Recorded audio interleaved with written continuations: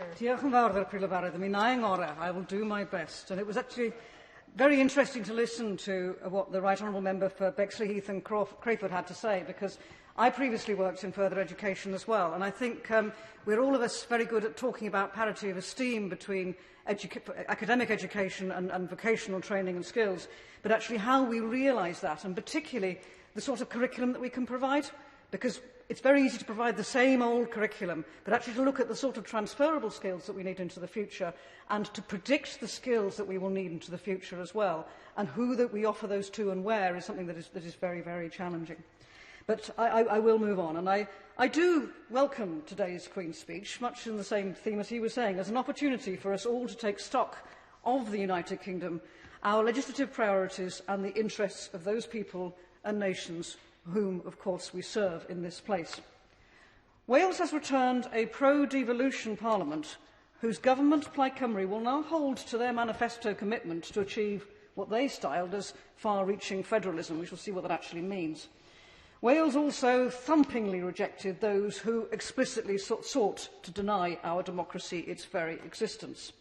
Scotland, of course, has returned an SNP government with overwhelming support and every right to hold a vote on Scotland's future. Hear, hear. And whilst the Prime Minister's victory in parts of England over Labour was indeed impressive, it simply underscores that the Conservative Party is riding high as the party of England and not the UK. Yet the UK government continues to hold powers over and withhold powers from the devolved nations. It strongly regulates their budgets.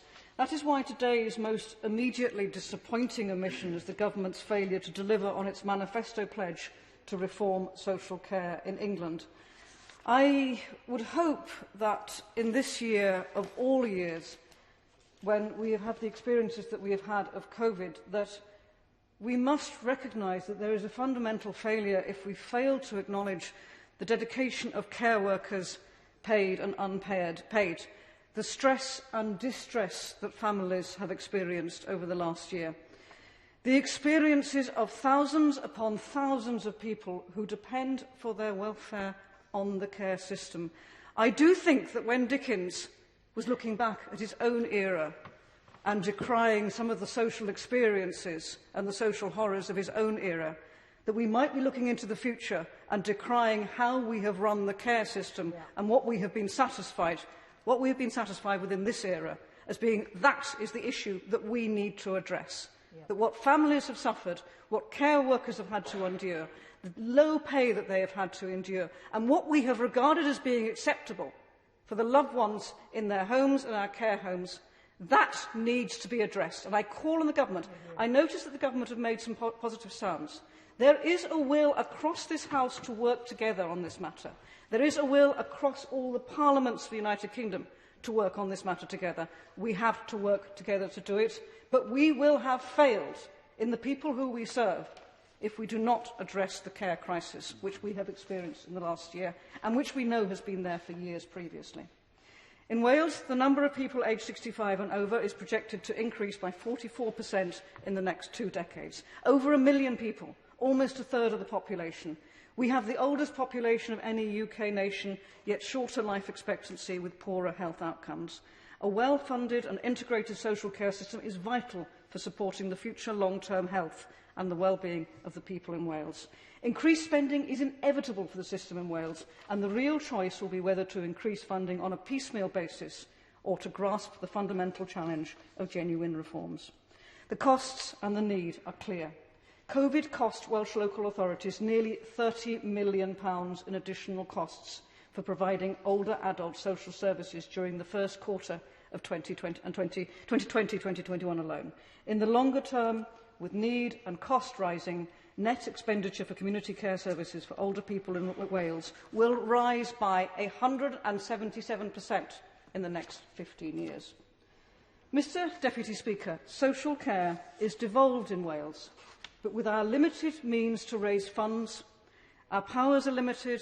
Both funds and our powers are delineated and bestowed to us by Westminster. We thus face a real challenge of affordability. That is why, in this new parliamentary term, I extend a hand to the Prime Minister and his Chancellor to prove now that they care for Wales. Give us both the powers and the needs-based means so that we can afford proper social care and finally address this perennial issue.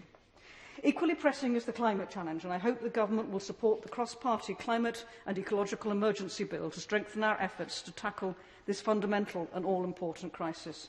In that spirit, I hope the Government will recognise the need to correct the stymieing inconsistencies in devolution settlements and devolve the Crown estate in Wales to Wales, as has occurred, of course, in Scotland.